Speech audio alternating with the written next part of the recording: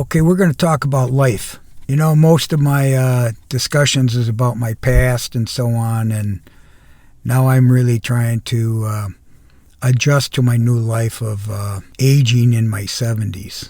I can't believe it. My career has changed. My body's changed. My attitude's changed. My kids have changed. My brothers and sisters, my friends, everything's changed. The world's changed. You got to adapt. You got to adjust. But there's certain things that are consistent. And the consistency is knowing who I am. I realize that I'm in the third quarter of my life, okay? Maybe even in the fourth, but I won't admit it. So in my 70s, will I make it to the fourth quarter of my 100? I don't know. But I'm going to keep going. I'm going to keep changing.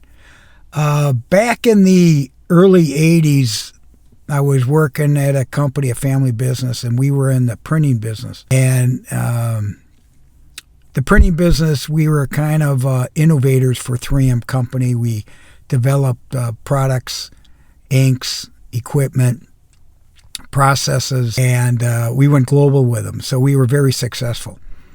And we were developing what we would call a 3D film, and you would print on it. It wasn't screen printing, it was more of a silk screen, and you screen over the film. And I got a copy of it here. You can see it says Scotch-Kel, 3M Scotch-Kel. And here's the printing of it, and it's all, enhanced. It's almost like a braille, okay? And I want to read it to you, and I kept a copy of it. And it meant something to me because it was probably in the 80s, early 80s, and we were inventing a lot of these materials with 3M. 3M had about 9,000 process engineers about 6 miles from us. So they would come down to our shop and basically invent products. And we would help them because we'd have the people to be able to, and the equipment to be able to enhance the products. And 3M would say they would perfect them, and then they would go out and market them. And they usually developed the markets in Europe. They'd start in Europe, okay? And I kept this quote, because my mother and I used to talk about it. And I'm talking about, that's 40 years ago. And so, man, I was maybe mid-30s, like early 30s, something like that. And my mother was about 25 years younger than me. But we would always say it in a way humorously, in a comic way, because my mother and I would say, life is too short. Life is too short. And this here, I've kept this all these years, and I want to read it off to you. And I realize Disraeli was a diplomat that was famous for quotations. And this quotation and reading, I'd like to read it to you because it reminds me of my mother, and it reminds me of back when I was young. And my mother is no longer here. She passed away in 2020. And I'm in my 70s now. My dad's almost 100. Life is not too short. So you have to enjoy it. So here's what it is. Life is too short to be little. Often we allow ourselves to be upset by small things we should despise and forget. Perhaps some man we helped has proven ungrateful. Some woman we believe to be a friend has spoken ill of us. Some reward we thought we deserved has been denied us. We feel such disappointment so strongly that we can no longer work or sleep. But isn't that absurd? Here we are on this earth with only a few more decades to live, and we lose many irreplaceable hours brooding over grievances that in a year's time will be forgotten by us and by everybody. No, let us devote our life to worthwhile actions and feelings, to great thoughts, real affections, and enduring undertakings. Life is too short to be little.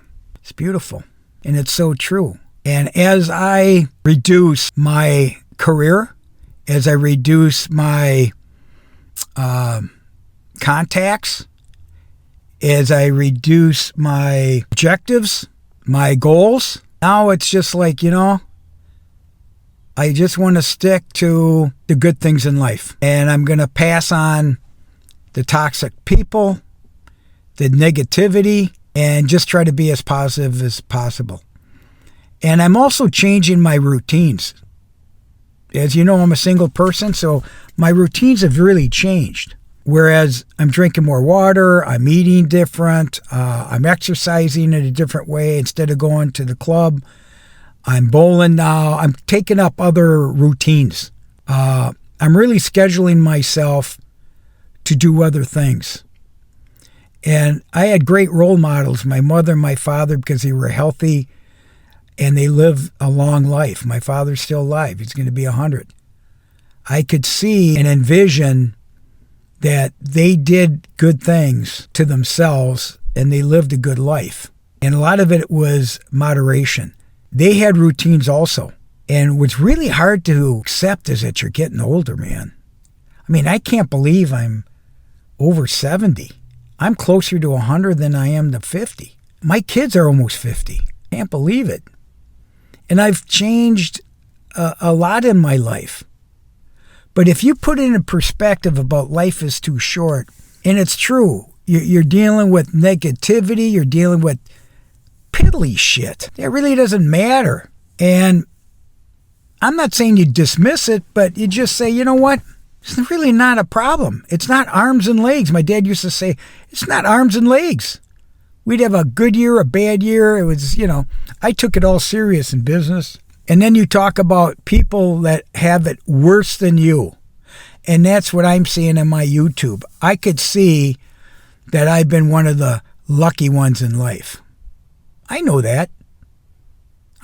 Because I could tell by the comments of people writing to me and commenting to me, and they're still in the thick of it. It's easy for me to say, don't worry about it, let it go, move on. It's not that easy. It took me years and years and years to forgive my betrayals. I'm talking about in business, clients, ex-wives, brothers and sisters, my parents, all that, priests, the Catholic Church. And believe me, when you receive the gift of forgiveness, it's huge, man. It's huge because now you could really focus on what's good in life and appreciate it. I mean, I'm thinking right now of the wars, Israel, Iran, Ukraine, Russia. I think back in the 70s about Vietnam when I was raised and my brothers served. I didn't know what that meant. I was, 18, 19 years old? And there's guys over there. That was the average age in Vietnam. And what were there? They say documentaries, 2.5 million people have served in Vietnam over those years of battles. Okay? 2.5 million. And 60 million that are on the wall that were killed in action. Nobody's talking about the prisoner of wars. No one's talking about the injuries and the Agent Orange and just the psychological effects of Vietnam or the disrespect of how we treated our veterans. And what about Vietnam? What about the 3 million people that were killed during what they call the American War and we call the Vietnam War? And what were higher percentage of children and mothers? Because they were civilians. So let's get with it, man. And here I am. What is it? It's a hot evening in Florida. And I'm always thinking, what can I say to the people? Because I'm trying to lift people up to say it's okay. You're going to get through this. It takes time. All this takes time. I've been hurt. Everybody's been hurt. Let's face it. but it's the way you respond to it. It's the way you respond. And I'm a big sports guy, so I love hockey and all this other stuff. And I was watching the Stanley Cup, the Panthers, and I was looking at the Edmonton Oilers and how they were crying in the corner, the two goaltenders. And I said to myself, wow, what's going to happen? They're already thinking, Edmonton, how they're going to rebuild. Florida, they're not going to sit there and say the teams are going to be the same. No. It's always building. It's year after year after year. There's always a strategy. There's always winners and losers in sports and in life. And it doesn't mean you're a loser if you have a good life and you live a good life. Because the ultimate goal is heaven in my faith. And that's the other thing. I'm starting to read the Bible more often now, daily. Because the Psalms and the Proverbs are short and I could read them and go over them. I got a routine where I drink water, I have breakfast, I go work out. You got to get your blood pumping to your brain right away. All the things that I didn't do because I was working as a workaholic, or I would dismiss lunch, breakfast, and so on, and eat a huge lunch or dinner at night, or have 1, 2, or 3 glasses of wine or whatever, beer or whatever. Those days are over, man. You have to adjust. And I feel good about it. And I'm learning the game of bowling, the sport. It's much more sophisticated than I thought. I was a decent golfer, a decent hockey player, decent baseball player. I had all those, I brought up in those sports, but I never really had what I would call a coach. Now I have a coach for everything because I'm always learning. And I have a therapist that I work and I talk to about these things. So life is too short, but you got to do something with it because you only have one life and you need to forgive and move on. And I'm always optimistic and I have hope about meeting the right people at the right time or being exposed to people that need my help, that I could help and bring up and lift up. Because I could see when people have talent, but not everybody will put the effort in to be the best person possible. Not everybody's got that. So it's, as they say, surround yourself with healthy people that want you to succeed, because there's people that are out there that don't want you to succeed. But so what? It's none of their business about what you're going to do. I've made some changes in the past couple of weeks here that it came about. I decided, okay, I'm going to take my condo off the market. I've decided this isn't the right time. It's not just because of finance. It's because, I see myself traveling, doing a few other things, and this is what I'm going to call home base. There's other financial investments I'm going to make that I believe will be healthy for me for the long term. And I'm always thinking long term because the short term is just a day at a time. As they say, a day at a time. But you need goals. You need aspirations. You need targets. You need milestones. And when you see these baby steps and you achieve, you're going to feel good because you achieve something. You're productive. You just stay out of the way. And whatever people are thinking about, or if you decided you decided not to talk to your kids, or you decided not to talk to your parent, or you decided not to talk to your boss, or you decided, you know what, I'm going to quit my job. Think about it.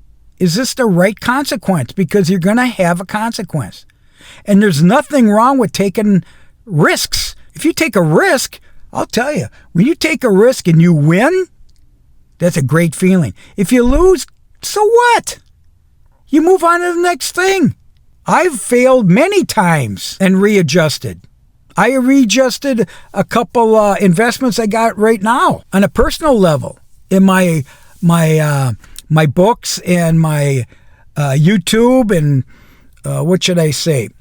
Everything, some type of goal, milestone. I got a return on investment, But it's not daily. It's basically yearly. How do I see this? Because I've had 8 businesses in my lifetime. And in my mind, they were all successful. Okay? Some I built, I founded, I sold. Some I bought, built, and sold. You see what I'm saying? But now at my age, at 71, there's people aren't talking to me that are my age because they got their own fucking problems. This is why I like talking to the youth out there, the young people. Because they're looking for direction. They're looking for mentorship. They're looking for a shot. They're looking for an opportunity. And if I could provide it, I'm going to provide it. The concentration is you have to have a purpose in life. And if it's just to meet a woman or meet a man and have a family, that's just part of it. That's just part of it. But as I mentioned before, you could pick the wrong horse. So don't forget, life is too short. You got to know who you are. And that's one thing that I did is I worked on myself. And the best thing that happened to me is when my ex-wife, my first ex-wife, asked me for a divorce because it changed everything. It changed. Once I realized that I got rejected, it was like I went bankrupt. I went bankrupt emotionally, mentally, as a parent, as a father. But my soul wasn't broken.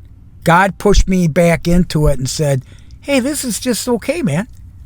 And you know what? It made me so fucking strong that now look at, my kids think I'm crazy because I'm not going to retire. Why would I retire?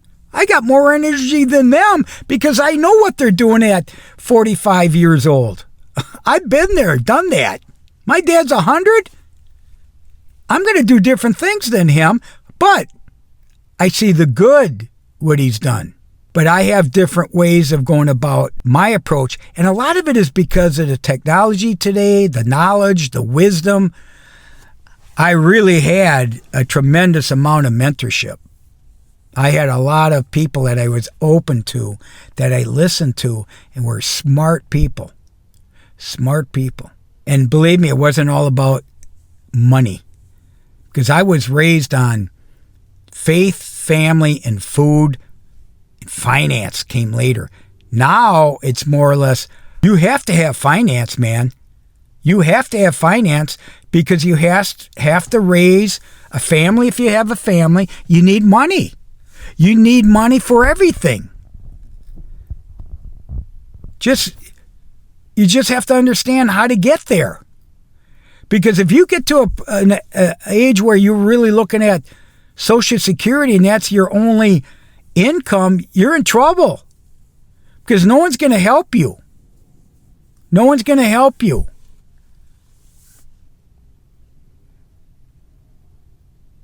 So you have to do the best you can while you're young and live amongst your means. Save for a rainy day. Don't worry about gifting your kids.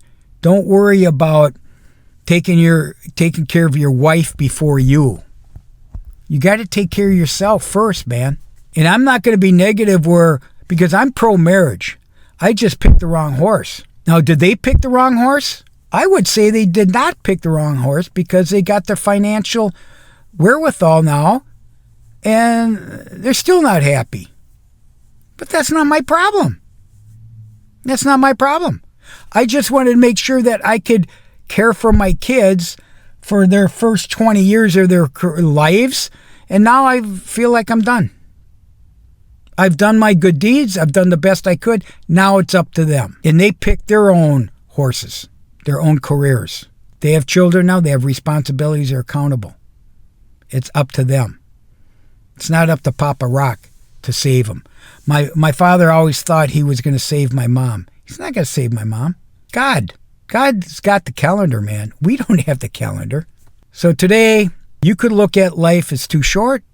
You could look at life as too long. But either way, it's your life. What are you going to do with it? I've had a lot of failures. I've had a lot of luck. I've had a lot of gifts. I can't complain. And I'm not complaining. I want you to realize you got to get out there and just try to be happy, man. I remember going through HR and hiring employees, and you look at the resume and so on, and You look at their background and you look at their past. One of the biggest things is I wanted to know if they were happy people, not desperate people, happy people, because eventually colors will show. And if you could actually help someone in the interim, even at a short term, it's okay. It's okay. And you've heard the story about letting people go and firing people and so on because it's good for them. And it's true. And it was good for me to be fired in marriage. It was good for me because it changed my life. It changed my priorities. And my priority went from a workaholic to start focusing on my kids, which was number one. And I was told, your business is number one. The business is one that I could have blamed for my unsuccess. But guess what? It changed things. I got kicked in the balls, kicked in the head. And that's when I realized that you could be betrayed. You can be betrayed. And you know how God always says, be good to your neighbor and, all the things that I can't quote right now because I'm not a good person to quote, but I got it in my mind about just do the right thing. That's as simple as that. Just do the right thing. And it's hard to do the right thing. It's hard. I know that some of this stuff on YouTube comes back to me in a negative way. Most of it behind my back. And it's usually my family. But it's okay. It's okay. I'm not here to speak to my family. They already know me. They already know that rock's rock. But it's you, my audience, my followers that are in pain, that don't know how to get from A to Z as a single person or without a spouse or without a loyal partner, whatever that is. I've had bad partners in relationships. I've had bad partners in business. I've had bad partners as clients, as friends. We all have. The older you get, the more you're going to realize. So I'm not going to run out of things to say. It's just that something's going to click one of these days that they're going to say, Rock, thanks, Rock. Thanks. And am I looking for that? No, I'm not looking for a thank you. I'm looking for someone that says, man, that makes fucking sense, man. That makes sense. And that's going to help me tell my kids. Or that's going to help me enrich my marriage or whatever. What I really can't stand in today's world is, in the old days, it was always family first. Nepotism, all this. Today, it's money's first. It's not family. It's money. And let's face it, blood or not blood, it's still money. And when there's personal money involved, protect yourself. Everyone, protect yourself. You can only go so far. And as I mentioned before, we don't know how much time we have. God's got the calendar. Life is too short to be little. Look this up. It's all over Google. I didn't even realize it. But look at this. This is the old 3M logo. That was pre-1980 because the red logo came out in 1980. I was part of that discussion. This is what they would call 3M Blue logo. They used to call it in Minnesota the mining. Okay? So this is it, man. I'm just letting you know. Get out there.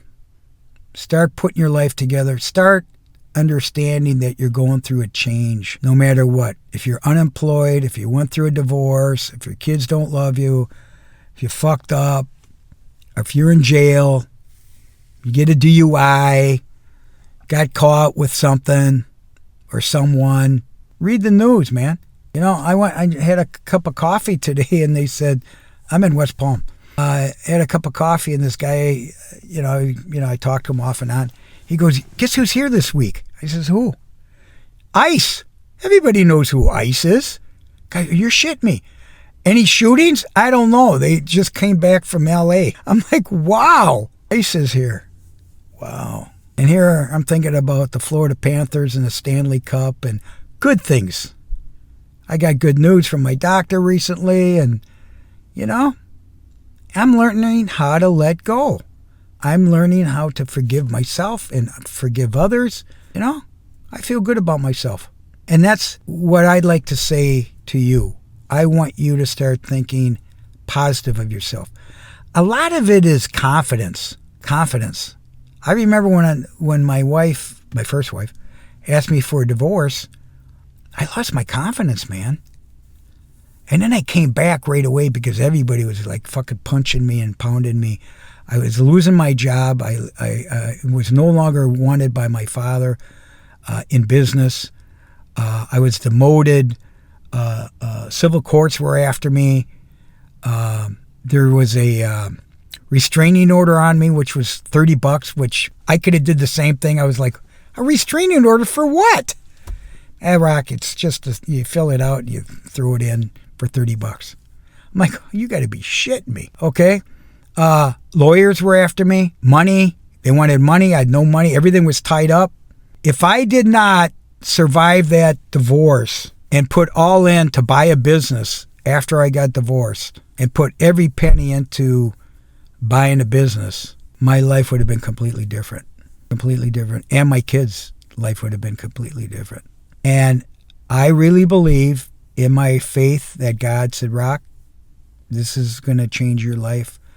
I want you to understand this. And are you going to get up off the floor? Huh? Are you going to get up or are you going to be defeated? All right. So don't feel sorry for yourself, man. Life is too short to be little. Get up. Make it happen. I'll talk to you soon. Very soon.